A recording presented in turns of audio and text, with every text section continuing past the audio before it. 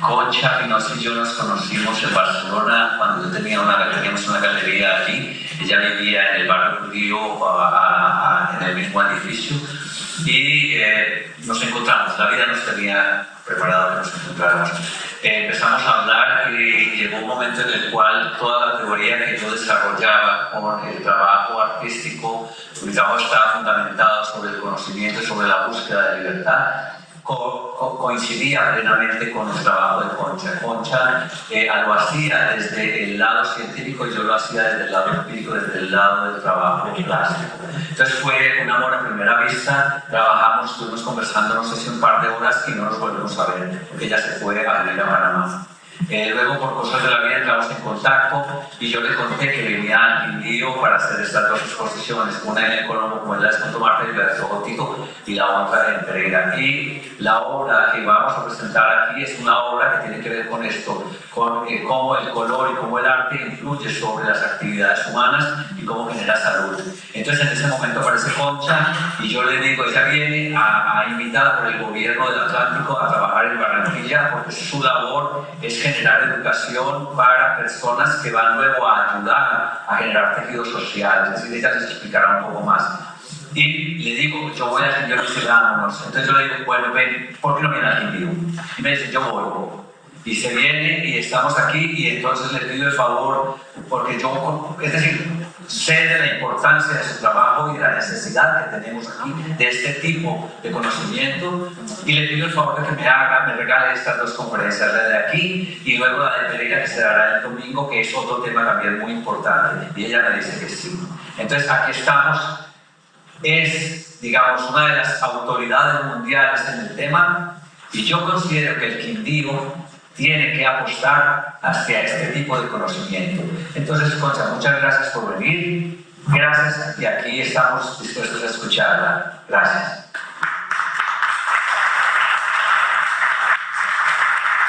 Bueno, rápidamente, y es un honor como bailarina de danza tenerla aquí, maestra, bailarina de la maestra Albina Baus, una de las creadoras de la danza contemporánea en el mundo. Bienvenida al Quindío, bienvenida al corazón de Colombia. Ella fue, como les decía, Albina Albina Baus, actualmente es neuropsicóloga y científica, que entre otras cosas ha investigado profundamente el impacto y beneficios del arte en el desarrollo del bienestar humano. Te va a contar más. Bienvenida.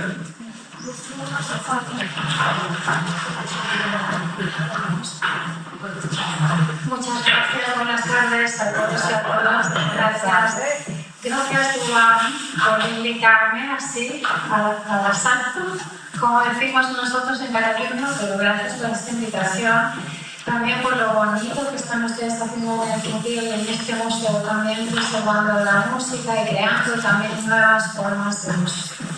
Bueno, mi nombre es Concha, me llamo Concha Pinos y originariamente nací en Cataluña, pero ya no sé de dónde soy. Yo vivo más o menos en una maleta.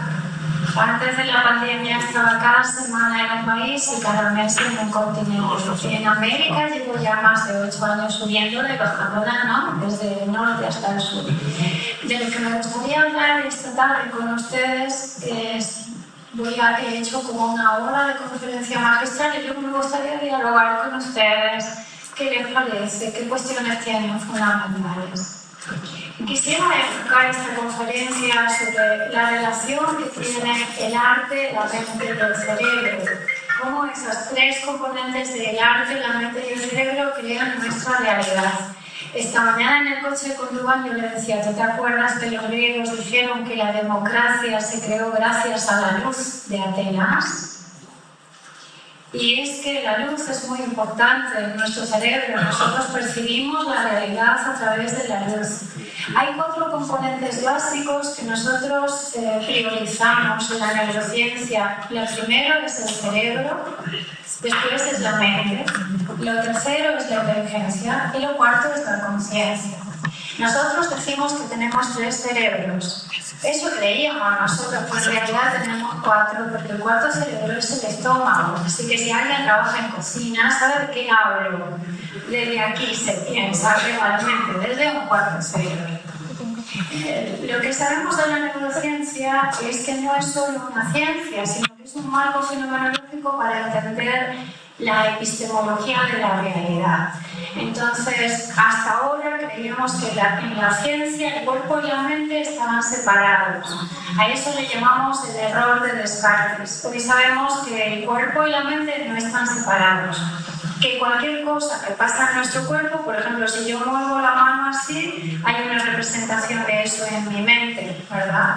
E incluso que si yo perdiera el brazo, mi cerebro recordaría que yo tengo un brazo. Eso se llama el síndrome de miembro fantasma. Nuestro cuerpo y nuestra mente están relacionadas.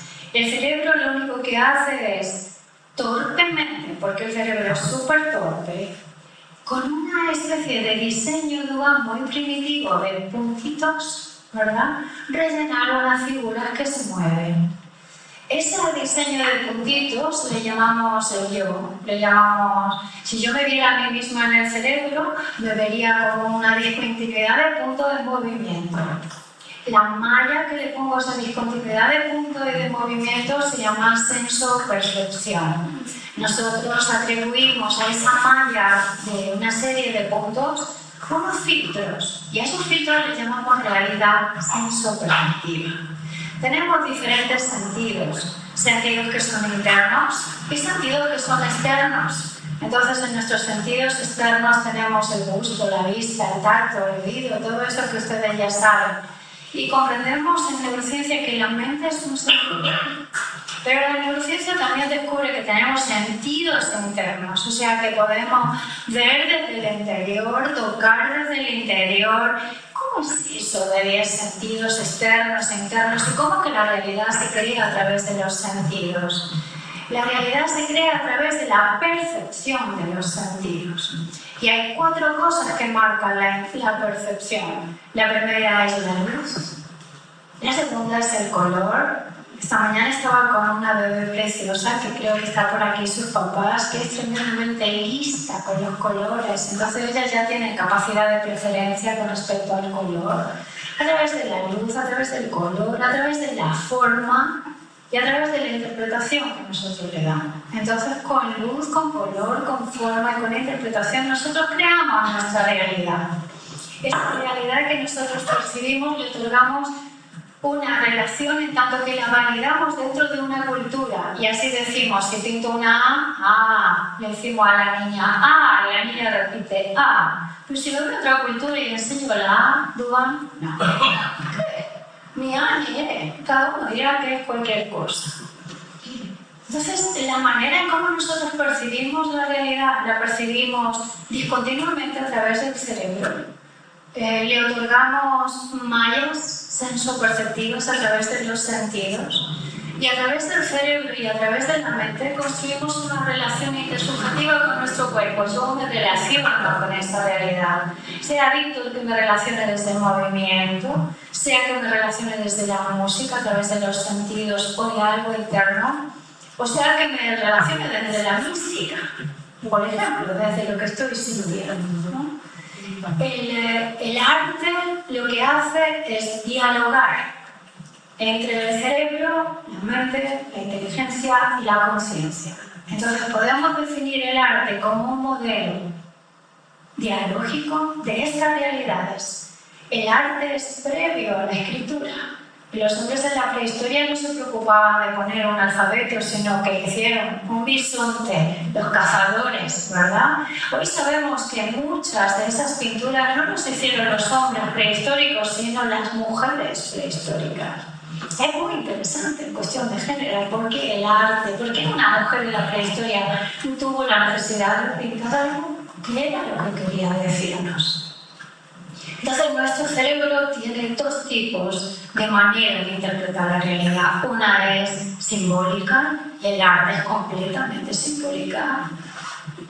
Y no la podemos percibir sino a través de la metacognición simbólica. ¿Qué significa una obra? ¿Qué significa un cuadro? ¿Qué significa una música? Y la otra es lógica. Si ustedes me preguntaran cuál tiene más valor en el cerebro, las 2 son importantes, pero lo que sabemos ahorita es que en el cerebro la parte lógica solo representa un 2,5% de nuestra realidad. Vamos bien. habíamos creído que nuestra lógica era lo más importante y hoy sabemos que la lógica no representa nuestra realidad, sino que es el símbolo el que representa la realidad en un 98%. Muchas personas han perdido sus símbolos, han perdido sus mitos, han perdido la capacidad de conectar con el símbolo. El símbolo podríamos decir que es como el alma oculta del cerebro. Nosotros, un niño aprende por símbolos y a través del símbolo intenta comprender una realidad que el papá y la mamá le indica y le dice: esto que ves con 4 patas y ladra es un perro, perro, y repito, perro. O sea, el símbolo necesita de la intersubjetividad relacional para poder traducirse. Entonces, el arte lo que hace es 2 cosas: encriptar la realidad, la encodifica, el artista la encodifica la realidad y a la vez la traduce la realidad. O sea, que un artista da código a ese lenguaje y además traduce el código del lenguaje. Hay una anécdota muy interesante de Pablo Picasso que quizás ustedes le conozcan y saben que era un pintor que no pintaba mal, ¿verdad? Picasso estaba muy cabreado con España, algunos también lo estamos todavía, y llegó a la exposición universal en Alemania y entonces le dijeron: maestro, ¿por qué no pinta usted algo para la exposición universal? Y él dijo: no voy a pintar nada para los nazis, claro que no voy a hacerlo. Maestro, ¿por qué no se lo piensa? Entonces sucedieron los bombardeos de Guernica y Pablo Picasso pintó el Guernica y lo llevó a la exposición universal y lo mostró. Y cuando llegaron los oficiales nazis le preguntaron a Pablo Picasso: ¿usted hizo esta obra? Y Picasso dijo: no, usted hizo esta obra. Entonces decimos que la obra lo que hace no solamente es encriptar toda la rabia que podía sentir el maestro hacia esa realidad, sino también responder de una manera proactiva a algo, a un pueblo que estaba silenciado y que no podía relacionarse de otra manera. Entonces decimos que el arte es una condición y una metacondición encarnada. En inglés se dice embodiment of expression, la expresión encarnada, ¿no? El Guernica era la expresión encarnada de su obra. Yo cuando veo obras de Duan las veo y ya sé qué sé, porque veo su expresión. Lo que sabemos en neurociencia sobre el arte es que cuando nosotros miramos una obra de arte, cuando nosotros nos conectamos con esa obra de arte, somos capaces de sentir las mismas emociones y sensopercepciones que sentía el pintor, o el artista, la escultura, cuando pintó la obra. Es decir, que la obra ya no le pertenece al artista, sino que tiene, interesante, Duan, ¿verdad?, su propia personalidad, su propia integralidad, porque conecta con una serie de relaciones y de factores. Y ustedes me dirán: ¿cómo lo saben? Bueno, si por ejemplo Víctor bailase, saben que baila muy bien, ¿verdad?, y le pusiéramos a Víctor unos cables en el cerebro y pudiéramos ver qué áreas se están iluminando cuando él baila, y les pusiéramos otros a ustedes viendo que él baila, se iluminan las mismas áreas. El que baila, el que ejecuta el arte, el que performa el arte, que el que visualiza el arte. Ustedes dirán: hay una diferencia, y es que él lo baila y disfruta, y yo no. En el cerebro no. En el cerebro no hay ninguna diferencia entre ver una cosa o imaginar esa cosa y ejecutar esa cosa. Esto lo hacemos gracias al poder de un grupo de 5 neuronas que tenemos en el neocórtex que se llaman las neuronas espejo. Ustedes quizás han oído hablar de ellas porque tienen la capacidad de imitar, reproducir y aprender de lo que están viendo.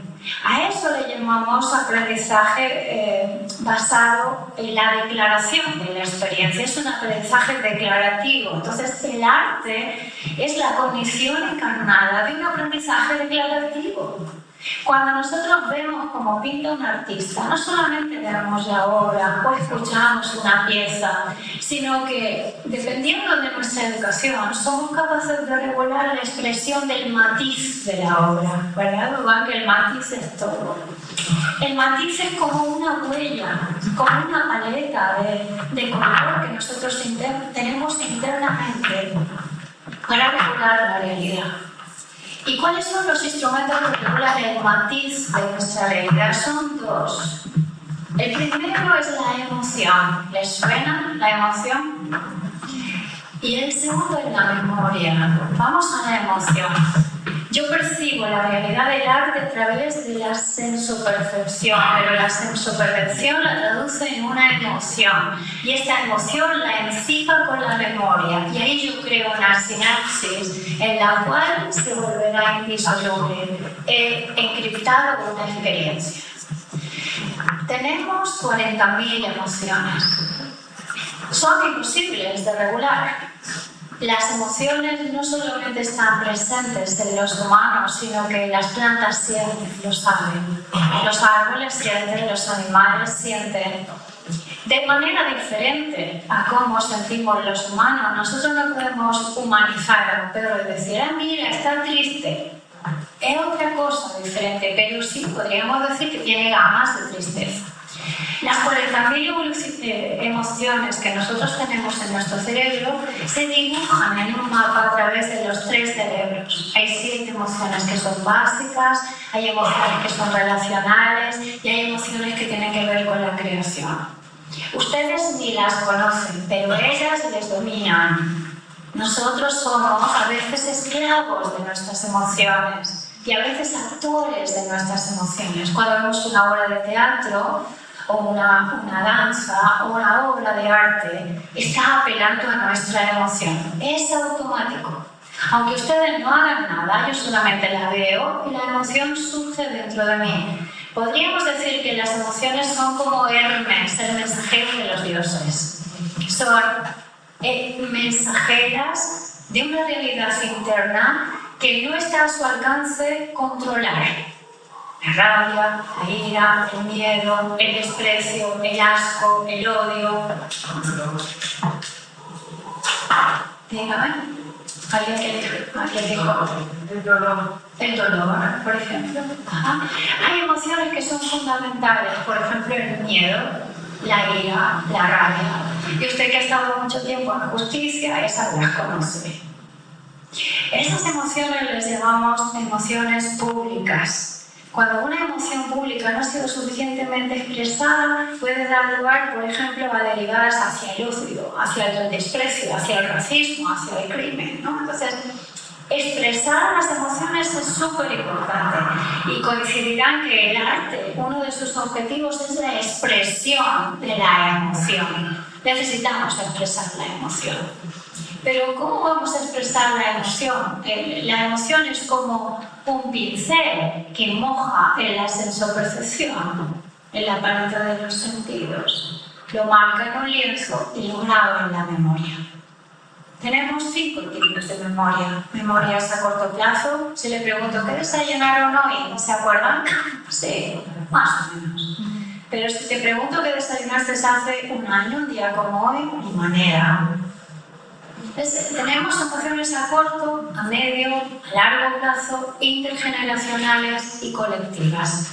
Cuando esas emociones se encuentran con la memoria, son capaces de crear códigos en positivo y podemos hablar de celebraciones como por ejemplo cada Navidad voy a dar un regalo, ¿verdad? Emoción y memoria. Creamos rituales con ellas. El arte es ritual, en tanto que es sagrado porque comunica principios que tienen que ver con la trascendencia. Esas emociones y la memoria también pueden actuar en negativo, creando traumas dentro de las personas. Por ejemplo, cuando no disolvemos una situación, un dolor, una pérdida, una muerte, asesinatos colectivos, una violación. Cualquier cosa de la que le llegaba a usted a los tribunales tiene que ver con el dolor y por tanto con la memoria. La emoción y la memoria se encipan, se ponen juntas y al emanciparse se graban y se pueden transferir intergeneracionalmente hasta 5 generaciones. Es decir, que toda emoción no reconocida y toda memoria no reconocida permanece dentro de nosotros y podemos llegar incluso a somatizar. El arte no solamente tiene una función cognitiva encarnada, sino que tiene una función resolutiva. El arte es una medicina porque permite activar la sensopercepción, permite reconocer la emoción, permite trabajar con la memoria y crear nuevos códigos. Y esos nuevos códigos nosotros lo vamos a llamar inteligencia estética, si están ustedes de acuerdo, que es la capacidad de crear belleza, incluso de lo feo, incluso de lo malo. Aristóteles decía que lo bello y lo bueno y lo verdadero tenían que estar juntos. Bonum verum es, dijeron los latinos, decía Cicerón. Pues la belleza no está separada nunca de la bondad, ni la bondad y la belleza están separadas de la justicia. Entonces, si el arte tiene como principio encarnar la condición de la belleza, está claro que la belleza trabaja a favor de la verdad y a favor de la sanación. La capacidad de percibir lo bello puede ser una capacidad innata, sí. Puede ser una capacidad que se educa, también. También podría ser que se hubiera perdido a través del tiempo y la pudiéramos volver a educar. Como la inteligencia es variable, más o menos nosotros tenemos unas ventanas de aprendizaje donde esta inteligencia estética, que tiene mucho que ver con nuestras habilidades prosociales, puede ser más activa.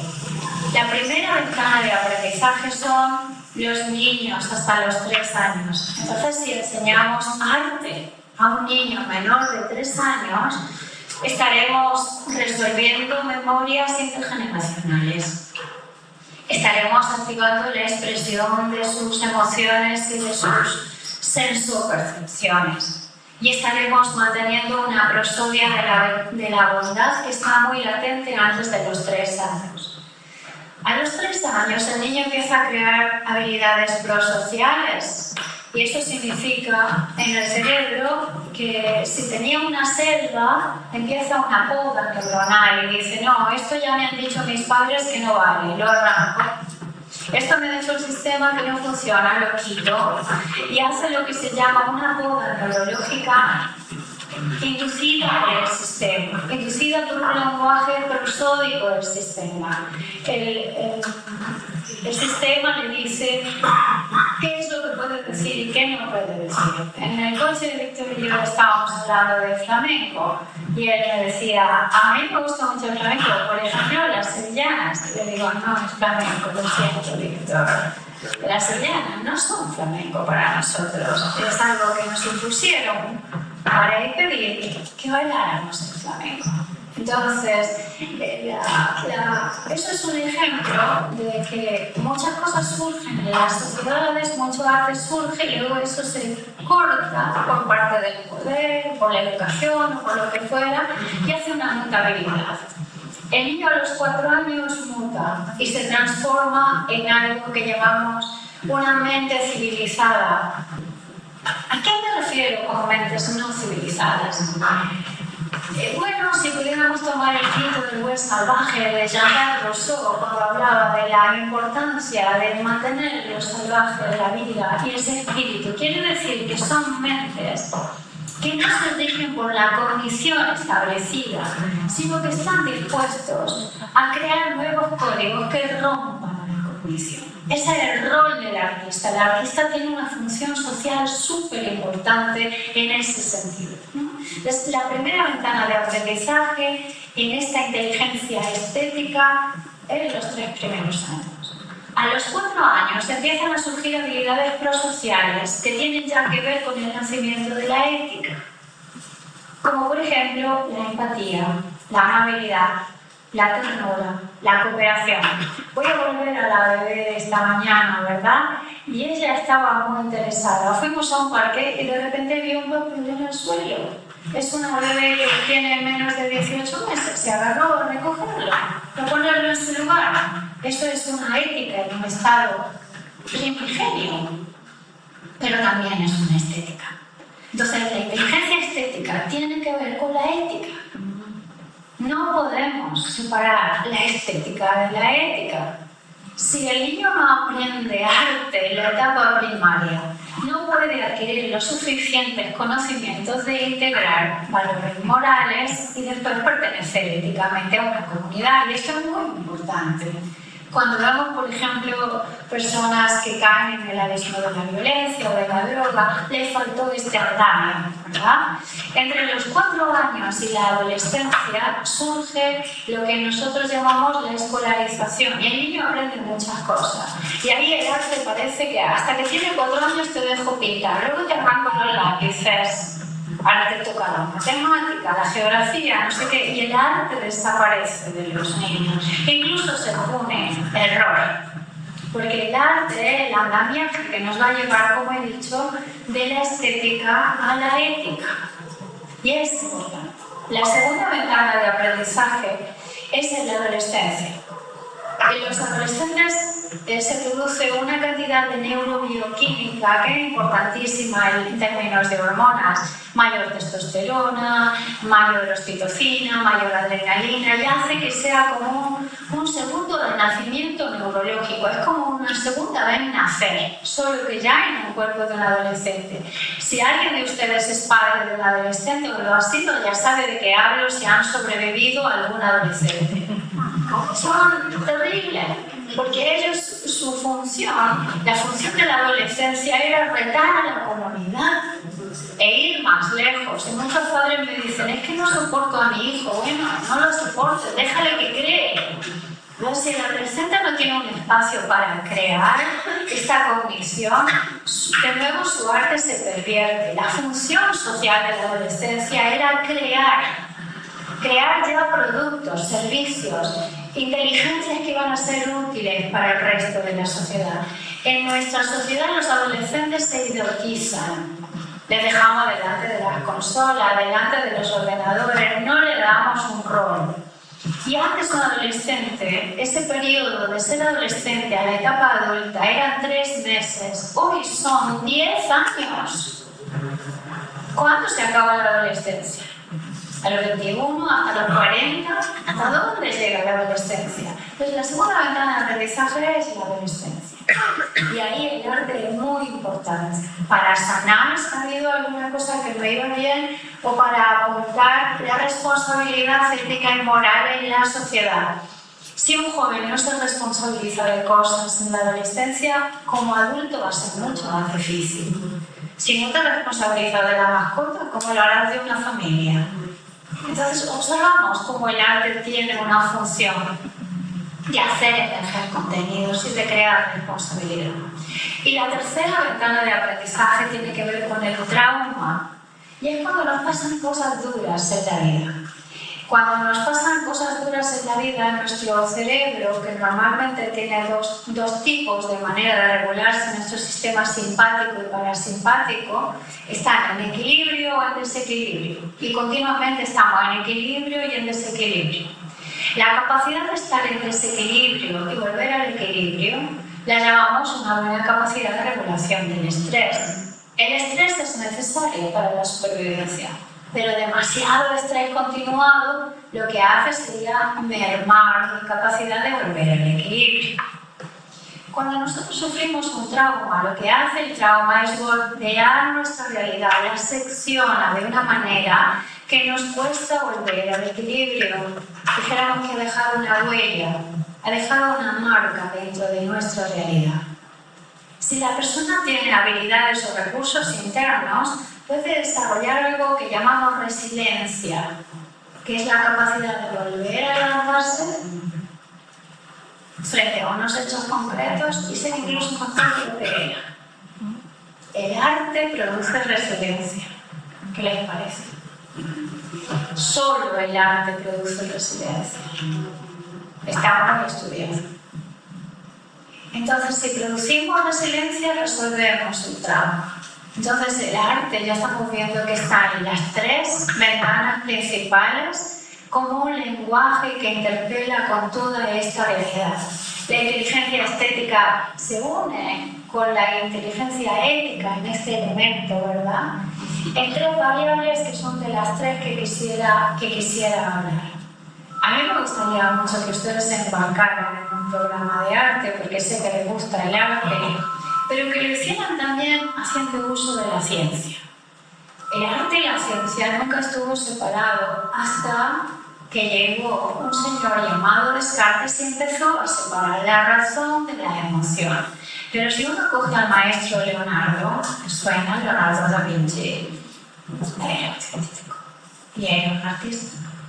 El ideal del Renacimiento, no el Renacimiento del arte y la ciencia nunca estuvo separado. Los trabajos de Leonardo eran matemática estética, y lo saben. Cuanto más lo estudiamos, más podemos comprender. ¿Qué beneficios podría tener que hiciéramos un programa de arte y ciencia juntos? El primero es educar la sensibilidad para el arte y utilizar parámetros científicos para demostrar que el arte es una buena inversión social, número uno. Es decir, que si nosotros no podemos regular nuestro rango de estética, no tendremos rango de ética. Así mismo. ¿En dónde? En las tres ventanas de aprendizaje: niños menores de 3 años, adolescentes o personas que han sufrido trauma. Hay otras áreas. Por ejemplo, que a una persona le quiten un seno es traumático también. Que una persona tenga tendencias suicidas y no pueda regularlas es traumático. Entonces tendríamos que cambiar el concepto del trauma. Pero ahí el arte opera.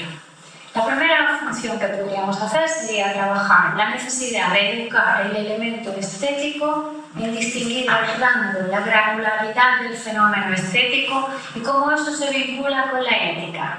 Por ejemplo, cómo poniendo marcadores de la ciudad de Armenia, si son 500 000 de personas, si hay índices de criminalidad, índices de salud, ¿qué pasa si hacemos un programa de salud basado en el arte? ¿Qué conseguimos? ¿Conseguimos regular el bienestar? ¿Conseguimos que los niños saquen mejores notas? La respuesta es que sí, lo conseguimos. Podemos usar marcadores que ya son medibles e incluso crear nuevos marcadores. Nosotros lo hemos hecho en muchos sitios.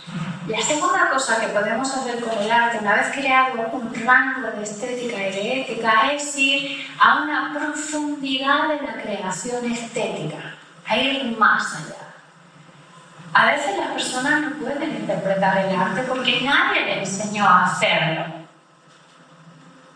Y al no interpretar el arte, no pueden interpretar la ética tampoco, porque la ética y la estética están juntas. Entonces, número uno, crear programas de arte y estética. Número dos, profundizar en multidisciplina. Por ejemplo, ¿cómo podríamos unir la danza con la plasticidad del cerebro? ¿Qué diferencia existe en música de un músico que toca clásico a alguien que improvisa? ¿Y para qué vale? ¿O para qué vale la música en enfermos con Alzheimer o degeneración? Profundizar en la experiencia. Primero conocer la experiencia, luego profundizar en la experiencia. Y la tercera cosa es enseñarlo.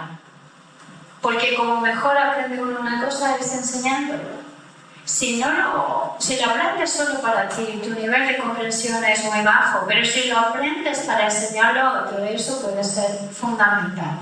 Entonces, esas tres cosas serían mi invitación para ustedes. El arte tiene que ver con la experiencia de la belleza. E internamente, nosotros, en el cerebro, al fondo, a la derecha, no está el baño. Está nuestro ideal de quién somos. Ese ideal de quién somos es nuestra narrativa. A veces nosotros tenemos una narrativa distorsionada de quiénes somos. Por ejemplo, una persona que está bien físicamente cree que está mal y tiene que vomitar y tiene que dejar de comer y llega a tener enfermedades, ¿verdad? o quizá una que está mal no ve que tendría que mejorar. El arte regula la experiencia intersubjetiva de quienes somos verdaderamente, nos conecta con la realidad, nos conecta con la belleza. Entonces podemos decir que la belleza y trabajar y cultivar la belleza es en sí mismo una medicina para el individuo y también para las sociedades. Quisiera detenerme aquí en este punto para escuchar cuáles son sus preguntas antes de acabar con mis conclusiones. ¿Alguien quisiera preguntar algo?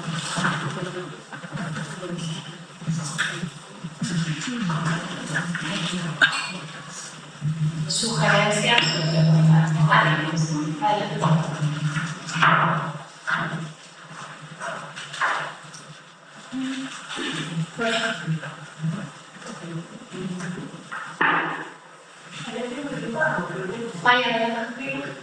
Hay una persona, esta persona.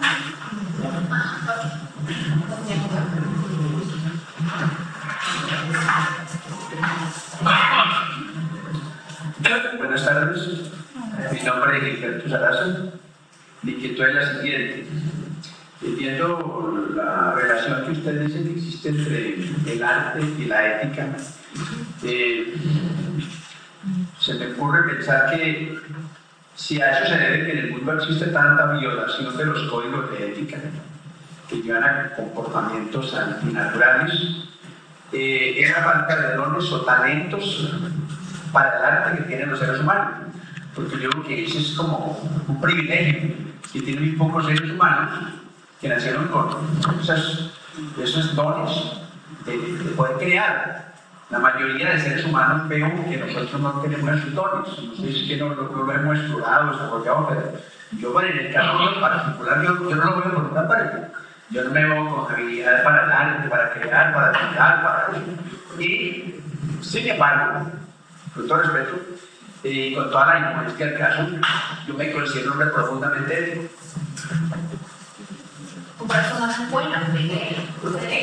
Ético. Ajá, gracias por su comentario. En el arte no es tan importante, recuerda que no es tan importante ejecutar el arte como percibir y apreciar el arte. ¿Usted es capaz de apreciar el arte? No, para interpretar ninguna obra, pero sí, pero apreciarle de personas personales. Es interesante porque en el arte hay como tres niveles. Uno que es el primero, es la capacidad de decir, bueno, yo no sé qué es lo que ha hecho el autor, pero yo lo veo y esta obra me provoca emociones, ¿vale? Un segundo es que entrar en la profundización de interpretar. Esto es del periodo rosa, esto es del periodo azul, aquí lo hizo porque le pasó tal cosa, de conocerlo. Y la tercera sería de crear. Son tres niveles de la realidad artística. Todos los seres tienen capacidad para percibir las emociones, ¿verdad? Y usted no es ninguna excepción, la tiene porque es humano. Lo único es que no todos estamos habituados a que esas emociones se canalicen mediante el arte. Entendemos también que el arte es una serie de disciplinas menores, pero el arte es un arte mayor. Por ejemplo, el derecho es un arte, ¿verdad?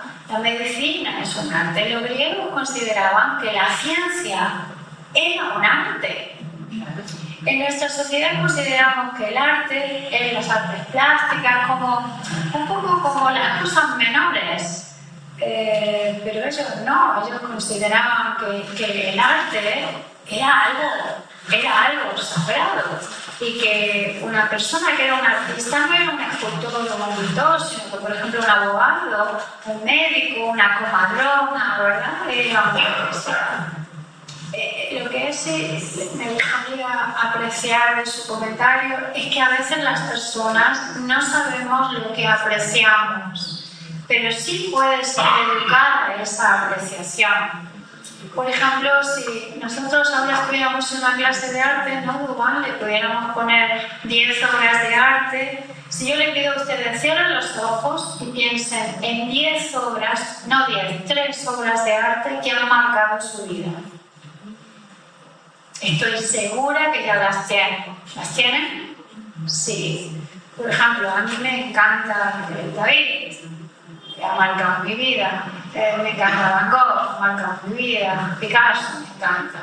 Entonces, cada uno de nosotros tenemos 3 obras al menos, y si ahora les digo cierren los ojos y piensen en 3 músicas que han marcado su vida.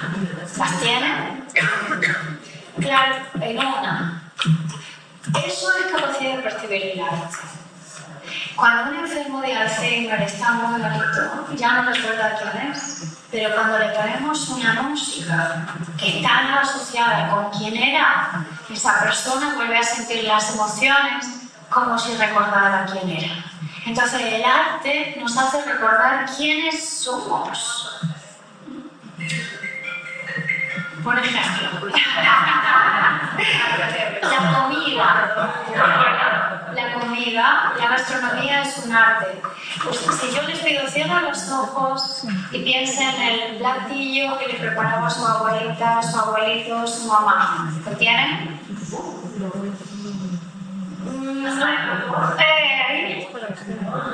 Ustedes ya no lo pueden oler ahorita, pero en su memoria, las memorias más antiguas del cerebro son el olfato, el gusto y el movimiento.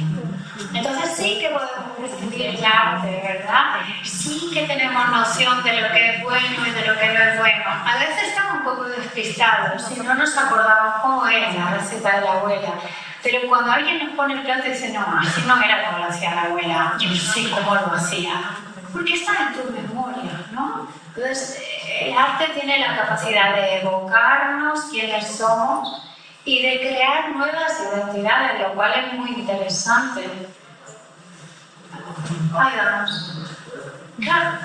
Además, esto funciona en un campo incluso que genera la idea de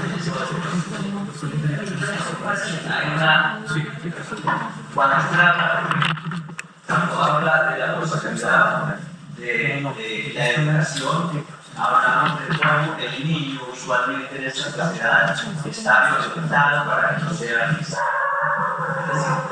Esta sociedad está enferma y está enferma precisamente porque ha enfermado a los niños. Yo creo que todos los seres humanos nacemos con la capacidad de crear, pero algunos afortunados encontramos el medio idóneo para desarrollar esa actividad. Y es ahí donde yo considero que la mayoría no se les ha permitido llegar al gusto, llegar a la percepción estética, porque eso genera, es decir, un salir cercano, como dice usted, un crear, porque cada uno trae una visión del mundo. Entonces, yo tengo para mí una de las bases del trabajo por lo que hago al comunicar es reconocer que el otro tiene el mismo derecho que yo, pasa que no se lo han dejado desarrollar. Es decir, hay niños, y sostengo para mí también que educar a un pianista o a un artista es tan costoso como educar a un asesino. Pasa que a uno le permiten ser y al otro le coartan la capacidad de ser. Entonces ahí es donde su discurso y todo este conocimiento que trae, es decir, es absolutamente necesario, imprescindible, porque hay que sanar a estas personas, porque el trauma para mí también es una cosa natural en el ser humano. Aquí no hay nadie sobre la tierra que no tenga trauma. Todos tenemos traumas. Entonces, ¿cómo el arte ayuda a cambiar el trauma? Como, por ejemplo, emocionarse, que no era posible para los hombres, por ejemplo, que ahora ya empieza la sensibilidad a ser masculina también, pero antes era, ¿cómo se llama? Era mal visto, la emoción y la lágrima. Entonces, todo eso está reprimido y hace que llegue un momento en el cual usted esté bloqueado. Entonces, ahí es donde usted, con este trabajo que hace y con la invitación que nos hace a generar ciudad, y a generar políticas de sanación, diría yo, es tan importante, porque todos podemos llegar a ese niño que hay en cada uno y que le han coartado. Gracias, buenas tardes. Me identifico en este instante con el pensamiento que expresa el señor Sarasa y lo mismo que dice Duan. ¿Cuál es mi inquietud? ¿Por qué muchas personas podemos admirar el arte en todas sus dimensiones y tener esas emociones frente a un cuadro, frente a una danza, frente a un espectáculo que se presente, pero no desarrollamos ninguno de esos aspectos? ¿Por qué no somos pintores? ¿Por qué no? Bueno, hemos danzado de pronto más naturalmente, pero ¿por qué no interpretamos un instrumento? O sea, ¿por qué admiramos pero no seguimos? Puede ser lo que estaba diciendo Duan con respecto a esas mutilaciones iniciales que tuvimos en nuestras etapas primarias. Gracias. Yo quisiera, como si me lo permitís, ¿no, Duan, avanzar un poco más y dar respuesta a esto. Todos los seres tienen un potencial artístico, pero depende de 3 factores. 1, que reconozcas que tienes ese potencial. 2, que estés en un grupo que te permita ejecutar ese potencial, activarlo, hacerlo crecer. Y 3, que estés en una época y un tiempo apropiado donde ese grupo pueda reconocer el potencial de ese niño que está creando. Por ejemplo, yo he estudiado mucho los genios, cómo nacen los genios, los niños talentosos. Leonardo da Vinci era tan celoso de su obra que sabe que escribía usando un espejo. Muchas de sus obras las encriptaba porque estaba seguro que no las podían entender. Y como no quería perder su linda cabellera, las escondía. Entonces el artista tiene diferentes niveles. Y ¿por qué ellos tienen esos niveles? Por su propia seguridad creadora, porque un artista no trabaja solo con la cognición, con aquello que puede ser expresado con palabras, sino con la metacognición. La metacognición, que representa el 98% del cerebro, está sujeto a la subjetividad interrelacional. O sea que si yo interpreto que el blanco es una ofensa y tú has pintado en blanco, pobre de ti. Y eso es cultural. Entonces, el arte siempre se tiene que entender en 3 variables. Un niño es artista, seguro siempre, pero no siempre tiene un grupo que le apoye ni está en el momento histórico o en el lugar apropiado para que eso surja. ¿Qué hubiera sido de Picasso si no se hubiera ido de España? Probablemente le hubieran matado. ¿Verdad? Entonces, un artista no solamente es porque sea bueno en lo que hace, sino porque ha desarrollado una intuición también para preservar su obra más allá de él mismo. Y esto es muy importante en el arte. Nosotros tenemos 5 mentes y vamos a hablar de eso en la siguiente conferencia.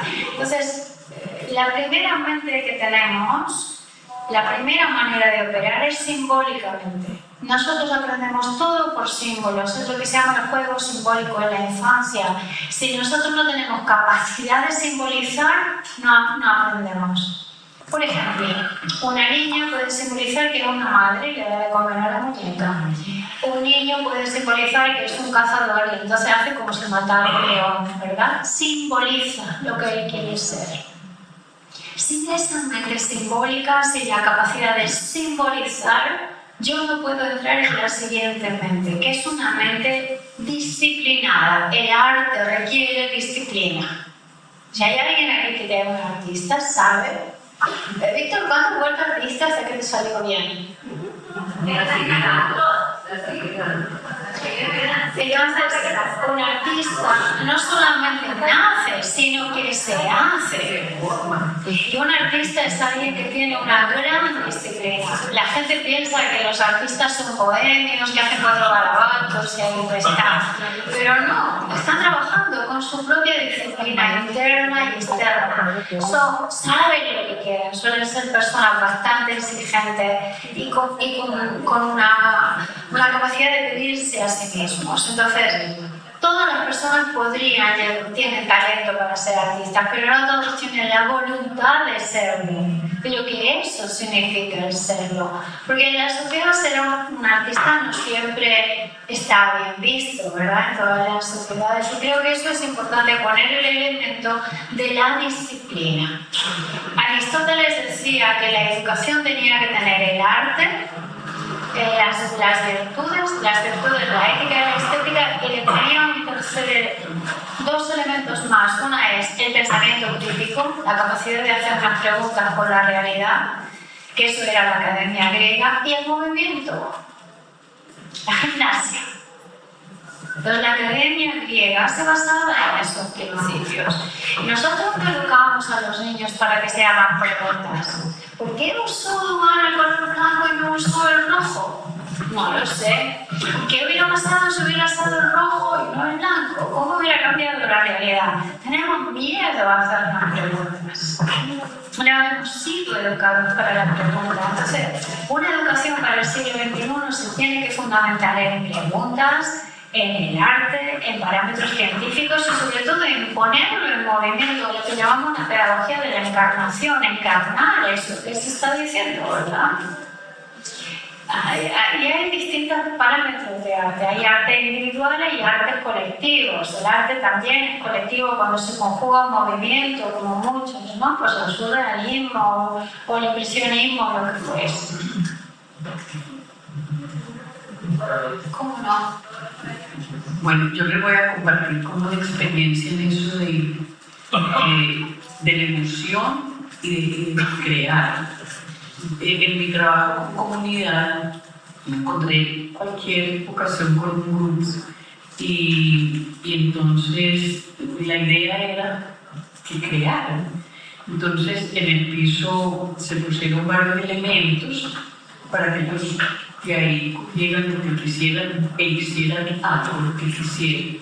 Entonces eso es un caos porque todos me decían, no, es que yo no voy a crear, no sé, ¿cómo así que hago con los trapitos y esos palitos? No sé, pues no hicieron nada. Entonces yo paré y les dije, bueno, la queja es que yo no soy creativo, eso es la queja, pero vamos a ver. Vamos a cerrar los ojos, incluso ella le mandó un trapito aquí para que se encontrara, a ver si encontrándose con ese ser había alguna posibilidad de demostrarles que sí eran creativos.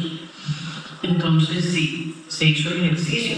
Entonces yo empecé a narrar cualquier cosa, que iban por un camino, que se le unas mariposas, y que luego se treparon en un árbol, y que el árbol tenía unas ramas así y así, y que luego se sentaron en la piedrita en tal río. Bueno, ya les quité la bendita y recogí el ejercicio.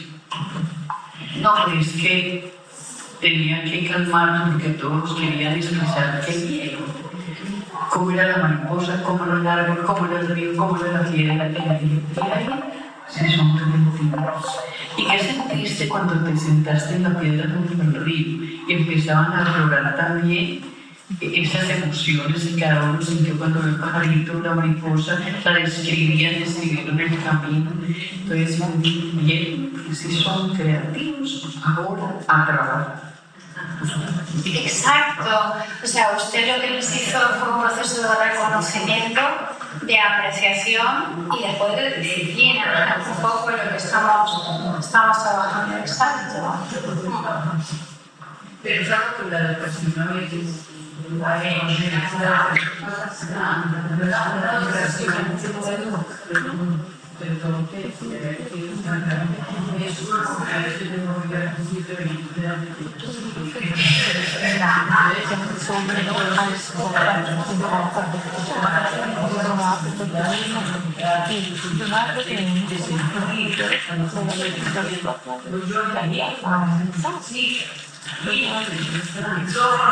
a la hora somos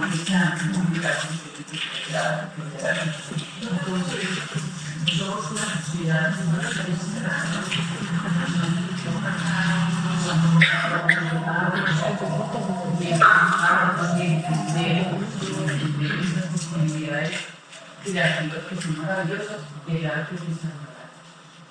Sí, eso decía la doctora, sí.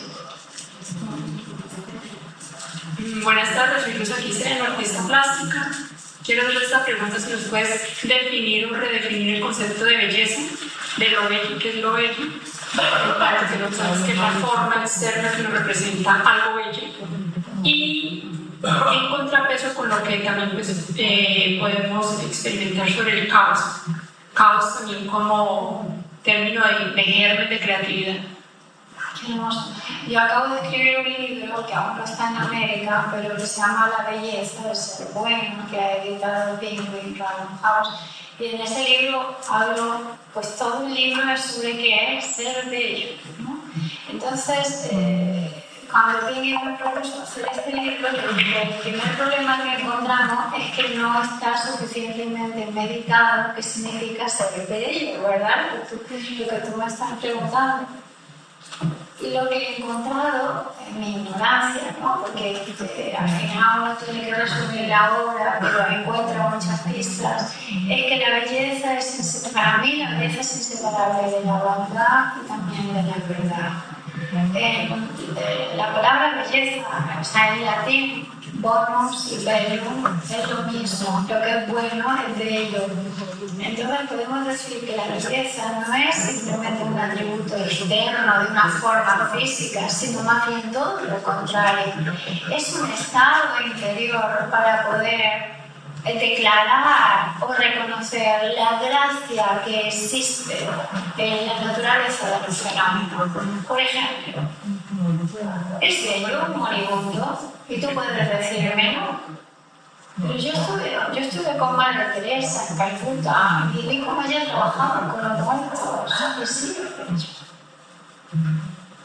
entonces, ¿qué es la belleza? Yo diría que es un estado de gracia, de poder comprender la realidad y poder sentirla en armonía. Incluso aunque eso que esté sucediendo no es lo que a ti te gustaría, ¿no? Por ejemplo, yo veo un cuadro de Caravaggio y Caravaggio es terrible, o veo los desastres de Goya y digo, ¡wow! Eres un monstruo, pero qué bello. Entonces la belleza no siempre tiene que ser algo magnífico, que está hecho en tonos comerciales para ser vendido en Amazon, lo siento. La belleza también tiene que ver con el desgarro de la condición humana, pero como la presentamos, el arte de presentarla, por ejemplo, no sé, fotógrafos, Malferton, una fotografía de personas que le faltaban parte de su cuerpo, ¿verdad? Y ha hecho de eso, de hecho, un arte con esto, ¿no? O sea, muchos artistas han ido a la guerra, han fotografiado cosas que eran tremendamente duras, incluso escritos. Susan Sontag, por ejemplo, ¿no? Con su compañera estuvieron en Bosnia y fotografiaron cosas que eran horribles, pero la belleza es también la capacidad de comunicar incluso lo horrible de una manera que cree conciencia de esa cosa, ¿no? Eso con referencia a que es la belleza para mí, claro, es fenomenalmente subjetivo. La belleza es necesaria para ordenar nuestro cuerpo, nuestra mente, nuestro cerebro. Te voy a dar algunas pistas científicas. La primera es de Leonardo. A mí Leonardo yo le he seguido y es una inspiración. Leonardo a lo largo de su vida pasó por diferentes etapas. Tiene una etapa mucho más de científico, una parte que es más de artística, pero en la última parte de Leonardo se convirtió en un ecologista. Volvió a Vinci y lo que más le daba era por observar si a alguien le gustan las plantas. Leonardo le dio por dibujar hojas de las plantas, los árboles. Por ejemplo, Leonardo da Vinci descubrió cómo medir un árbol por los círculos de la edad del árbol. Fue él quien lo descubrió, cómo había que hacerlo. Entonces, ¿cómo el maestro Leonardo encontró la belleza a lo largo de diferentes códigos, incluso superándose a sí mismo? Sus tratados sobre el arte y los vegetales infieren en patrones. Leonardo habla de patrones que cuando tú ves el arte genera una armonía o una desarmonía en ti. Lo que Leonardo dijo, sin saber que nosotros podíamos interpretarlo a través de la historia, o sí que sabe nadie quién era Leonardo, es que el arte genera conciencia y la belleza genera conciencia. Cuando el maestro Masaru Emoto en Japón descubrió la influencia de las moléculas del agua en un vaso. Que si nosotros tomamos este vaso y ahora tiene burbujitas, si yo a este vaso le pongo una palabra que pone amor y mido los cristales del agua, cambian los cristales del agua. Si por poner aquí la palabra amor me va a cambiar los cristales del agua, yo les recuerdo que nosotros somos 98% de agua, que somos seres líquidos y que si pongo la palabra odio cambia. Entonces imagínate si no tiene importancia poner un mural en una ciudad, hacer una escultura, pintar un lugar que está destrozado. Si solo poner una palabra en un líquido cambia, ¿cómo no poner un color? En neuroestética, la Academia de Neuroestética de Nueva York hizo un experimento con obras clásicas del arte y era medir qué impacto tenían esas obras en personas que estaban normales y en personas que sufrían, que estaban en un proceso de morir. Resulta que ver arte cuando vas a morir es lo mejor que te puede pasar. Y tú dices, ¿para qué si te vas a morir? Bueno, pues porque crea nueva neuroplasticidad. Entonces, el concepto que nosotros tenemos de la belleza, eso de que solamente es para una élite y en un determinado momento. En Canadá hay un hospital que se llama Grace Hospital, y que acompaña a los moribundos solo con arte. Allí el moribundo puede escoger si quiere ser acompañado con arpa cuando va a morir, con alguien que baile, con alguien que pinte. Entonces el arte está también en la muerte. Tanto el arte estaba en la muerte de la sociedad, de los egipcios, lo que hacían con los cadáveres, o los japoneses, que nuestros rituales de la vida y de la muerte son completamente diferentes. Víctor me decía que en la costa del Pacífico las muertes se bailan y no se lloran, ¿no? Entonces la belleza es la manera de interpretar la vida. La fenomenología de la existencia, donde hay una parte que sí que podemos conocer mientras él conoce, pero otras no. Y esa es justo la magia del arte, que no se puede expresar con palabras. Eso con referencia a tu primera pregunta. Y recuérdame la segunda, perdón. Y otra vez con el caos.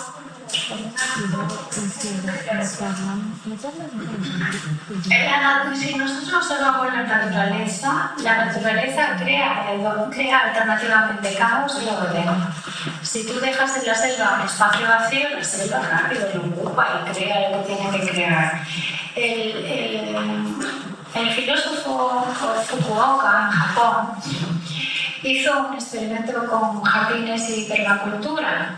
Entonces Fukuoka dijo, vamos a hacer un jardín y huerto todo ordenadito a la inglesa, así la línea, la lechuga, los tomates, ¿no? Y vamos a medir cuánto produce el orden. Y en el otro lado tiró semillas completamente en el caos, como tú dices. Le llamaba bombas de semillas. ¿Y qué produce más, el orden o el caos? Entonces Fukuoka vio que era el caos. Que la naturaleza amaba el caos y a través del caos luego se producía un orden natural y a esto le llamó agricultura viva, a esto le llamó permacultura y a esto le llamó agricultura muerta, porque la naturaleza no hace filas de lechugas. ¿Okay? Entonces, en respuesta con referencia al caos y al orden, yo diría que incluso en enfermedades mentales, cuando vemos grandes genios del arte, en el psicoanálisis del arte, el tratado de Freud sobre el arte, Freud lo tenía muy claro que no podía ser un genio y ser normal. Que hay algo en el cerebro de los genios que no es anormal, sino que tiene otras maneras en áreas y regiones, por ejemplo en la percepción del color, en la percepción de la forma, en la falta de un sonido, ¿no? Beethoven era sordo en un periodo de su vida y no le impidió seguir componiendo. Algunos pintores han sido ciegos, algunos bailarines no podían ver.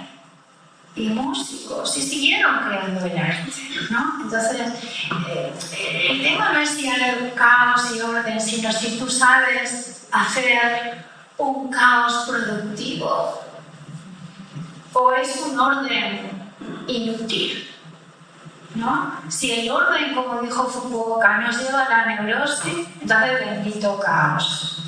Pero la naturaleza ama más el caos que el orden, porque del caos genera nuevo orden. Y Fukuoka saca un concepto muy interesante, luego lo busca, ¿verdad?, que es el vacío pleno. Él le llamaba el vacío fértil. Como en la creación es necesario crear caos, o sea, darle todos los pinceles, darle todas las cosas, y luego hacer vacío de tu mente sobre eso. ¿Qué pasaría si todo eso no existiera para lanzar todo? Hay una experiencia, yo creo que me ha servido como para dedicarme quizá un poco en la asistencia a exposiciones, cuando toda la gente lo mira muy expectante, con cara de asombro, otros maravillados, ¿cierto? Y eso es lo que me gusta, mirar las reacciones de la gente, las formas de pararse, la forma de conversar con el otro en la exposición. Me llama mucho la atención esa parte. Y la pregunta es, cuando siempre se habla, y utilizan mucho, ustedes lo han utilizado mucho en este momento, ese término, que es la percepción, pero yo me pregunto, ¿qué es la percepción? Realmente, si estamos pensando en ese término como el que unificaría un pensamiento o un análisis o una mirada de ese arte, yo quisiera saber qué es la percepción realmente. Gracias. La percepción es un instrumento de los sentidos. Nosotros tenemos 4 instrumentos de los sentidos. La emoción es, en griego es como es la capacidad de ir dentro. Emotion es movimiento, emotion, la capacidad de que algo que está adentro se ponga en movimiento. Ese es un órgano de los sentidos, una capacidad emocional. Otro es el logos, que es la capacidad de reconocer nuestra sabiduría y expresarla con palabras. El tercero es la intuición, que es la capacidad de meternos dentro de nuestro interior y reconocer qué está pasando, cómo está pasando y cómo yo me siento cuando eso pasa. Intuición. Y la cuarta es la percepción, que es la capacidad de leer en el contexto, de leer sin emoción, sin lógica, sin intuición, algo que es innato en mí. Y esa lectura innata, la percepción, es la más auténtica de todo nuestro proceso creativo. O sea, nosotros primero percibimos, luego intuimos, luego percibimos intuitivamente, luego nos emocionamos, luego pensamos y luego sentimos. Ese es el orden que hemos hecho, ¿no? Entonces, la percepción es la capacidad de sentir sintiendo, sin emoción, sin palabras, sin intuición, que algo está sucediendo o que puede suceder. Por ejemplo, la percepción está en una zona del cerebro. Esa zona se llama el puente de la interceptividad. Está en la parte más antigua de nuestro cerebro.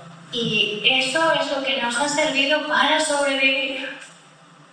Nosotros no podíamos estar pendientes de si venía un tigre o un dinosaurio o iba a llover.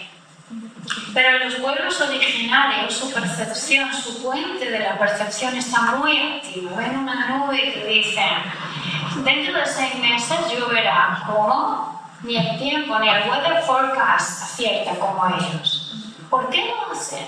Porque su capacidad de leer los signos externos en términos de saber cómo les va a afectar a su realidad, leer los fenómenos, es muy grande. Nosotros hemos perdido capacidad perceptiva, hemos perdido capacidad intuitiva, no nos fiamos de nuestras emociones y hemos atribuido al logos un valor que no tiene. Ese es el error de nuestra civilización, si la podemos llamar civilizada, es que ignoramos todo esto y le damos a la palabra mucho valor. Es que lo dijo, bueno, me cree que lo dijo, eso no puede decir nada. No todo el proceso de comunicación es la palabra. Entonces, la percepción no puede ser expresada por la palabra ni por la emoción. ¿Y cómo la puedo expresar en el arte? El arte es fruto de la percepción intersubjetiva. El artista percibe, a veces percibe algo que no tenía planeado y dice, sí, y el espectador también, el autor y el espectador, porque ambos están en un proceso donde la percepción necesita expresarse. Sí, quisiera añadir, ¿no? Vamos añadiendo la explicación, que estos 4 conceptos de emoción, logos, intuición y percepción generan lo que llamamos patrones relacionales que tienen que ver con la emoción. Son modelos que nosotros aprendemos sobre cómo relacionarnos con modelos o estilos de supervivencia. Entonces, ese modelo o estilo de supervivencia puede ser artista, o puede ser víctima, o puede ser cualquier otra cosa. Ese modelo relacional no solamente es un modelo de cuerpo, sino que es un modelo energético sobre cómo somos percibidos. Nuestro cerebro, o sea, Einstein habló en la relatividad sobre la materia y la energía. Nosotros emitimos campos de frecuencia. Entonces, nuestro cerebro lee la realidad en ondas de frecuencia. No puede leer la realidad de nuevo porque le mandas un mail, ¿no? Sino que la realidad la percibe a través de los sentidos, que esto se lo ha percibido a través de la luz y de todo este proceso. Pero el cerebro es sensible a los campos de frecuencia, a las ondas de frecuencia. Entonces hay diferentes ondas de frecuencia y eso en música se trabaja muchísimo, desde las ondas alfa hasta las gamma, hasta las hipergamma, que producen efectos en el cerebro. Y claro que el artista es tan sensible, y hay un patrón relacional que es el sensible, ¿verdad?, que puede captar esas ondas de frecuencia y las puede traducir. Un músico dirá, escucho música. Un pintor dirá, me he visto un cuadro, hay algo que he visto, hay algo que quiero sacar. ¿De dónde lo ve? Del ojo de la percepción. Entonces es muy interesante porque el artista se conecta con esos campos de frecuencia y hace un trabajo inmenso de traducir un objeto o un fenómeno que está en el campo de frecuencia a una realidad que pueda ser tangible como una obra, sea abstracta o no. Esos campos de frecuencia inducen cambios comportamentales, para el bien o para mal. Todos sabemos que hay música que nos induce estados alterados de conciencia negativos y otros positivos. De la misma manera, ver una obra de arte induce cambios en el cerebro. Y quisiera acabar con esto, muy importante. Por ejemplo, nosotros hemos hecho experimentos de qué significa ver un bosque durante 1 minuto y cómo incide en el cerebro. Y ustedes dirán, claro, es normal porque ustedes son de la selva, claro. Pero si yo les digo que ver un cuadro del bosque durante 1 minuto produce lo mismo en el cerebro, que el cerebro no reconoce si eso es verdadero o es falso. El cerebro solo percibe el color y la forma. Es decir, que el arte es una manera de interpretar la realidad súper importante. Entonces, que nosotros interpretemos la realidad de una forma armónica o desarmónica es también fundamental a la hora de hacerlo, ¿no? ¿Podemos alterar nuestros estados de conciencia mediante el arte? Sí. Por ejemplo, en danza, en el trance. Los derviches, cuando giran y giran, las voladoras de México giran y giran y giran, no, está tremendo lo que hace. Un artista que se pone a pintar, un calígrafo, alguien.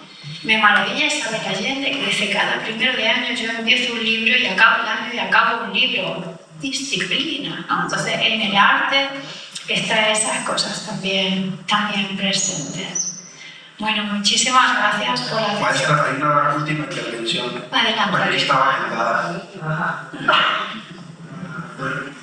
Mi nombre es Andrés Felipe López, tengo una pregunta para usted. Ahora se hablaba del caos y también de la perfección que generamos a través de las condiciones en las que va a sembrar la lechuga y la sociosementes. ¿Qué pasa con los países tercermundistas y los primeros mundos donde la percepción es más arte, menos violencia y donde hay más posibilidades de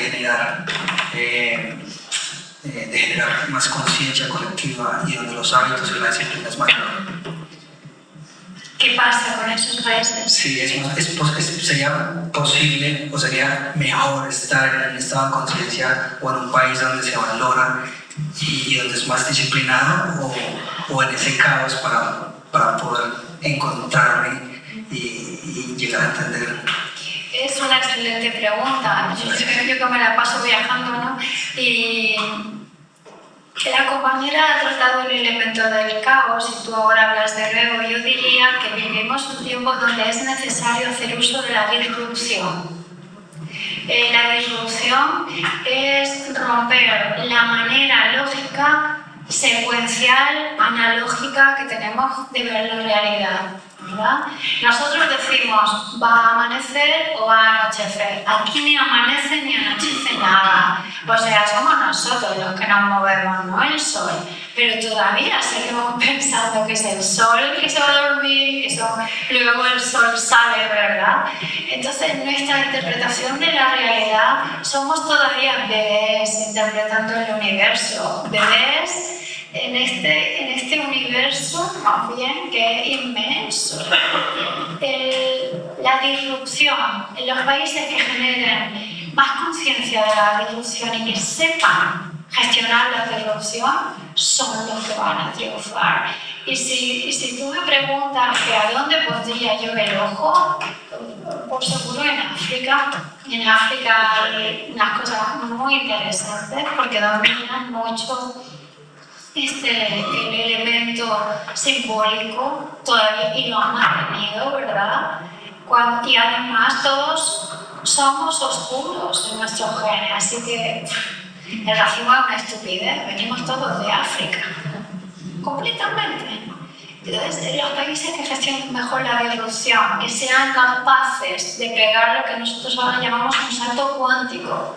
El tiempo, los días cada vez son más cortos, el año cada vez es más corto, hay lo que llamamos una aceleración del movimiento de la Tierra y por lo tanto una aceleración de la conciencia. No es un salto lineal, es un salto exponencial, ¿no?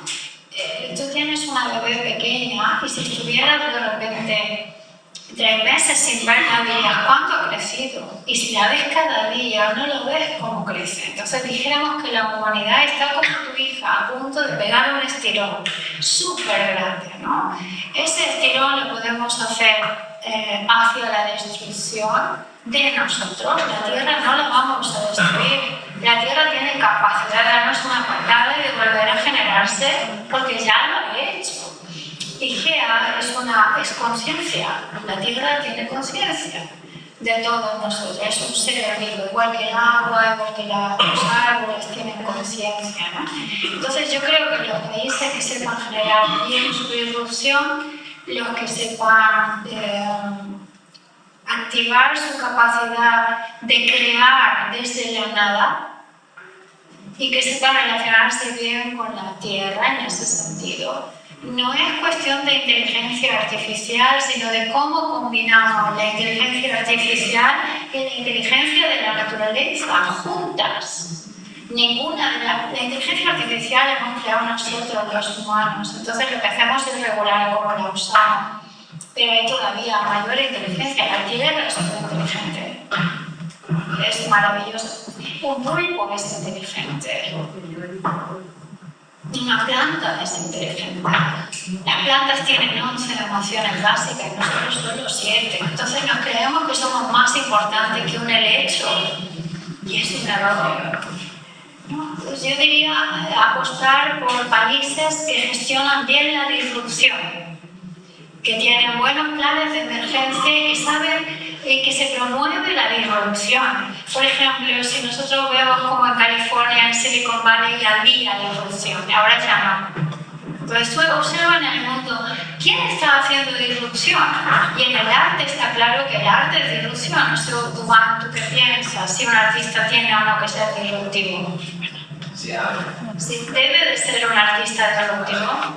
Primero, el arte es un proceso de cambio que para mí es una humanidad. Entonces, el proceso de gestación del arte debería de ser un proceso humano, personal de cada uno.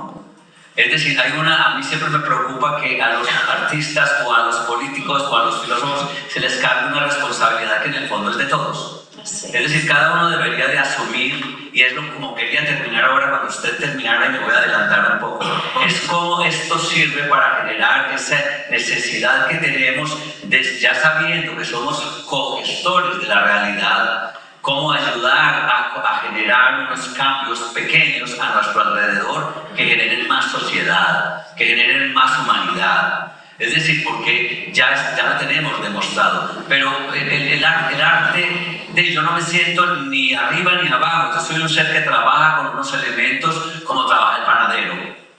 El panadero puede ser bueno o puede ser malo o puede ser genial. Es esa disrupción que él maneja creando lo nuevo, no quedándose en el proceso de reconocimiento permanente de la fórmula, sino en ese paso próximo. Y para eso se necesita la libertad, que es lo que tenemos los artistas.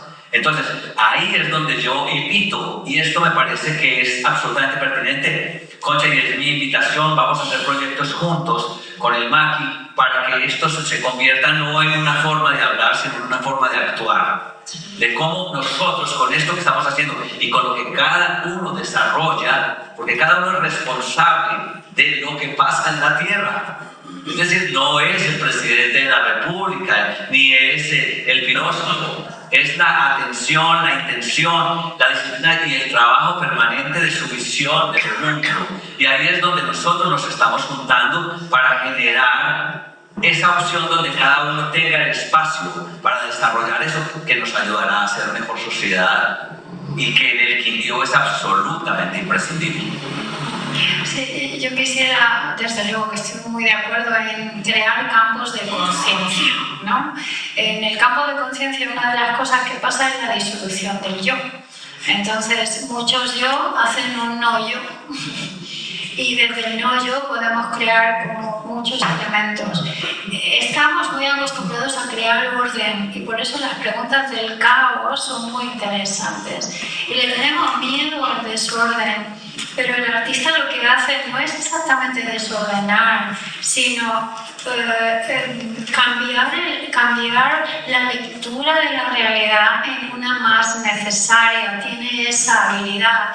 Igual que el chamán en la tribu interpretaba los signos, ¿no? Entonces el arte tiene una función social que es la de llevarnos de lo personal a lo transpersonal y de transmigrarnos.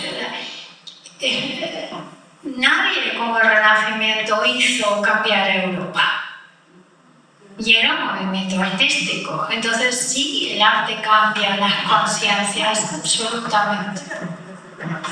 Bueno, muchísimas gracias.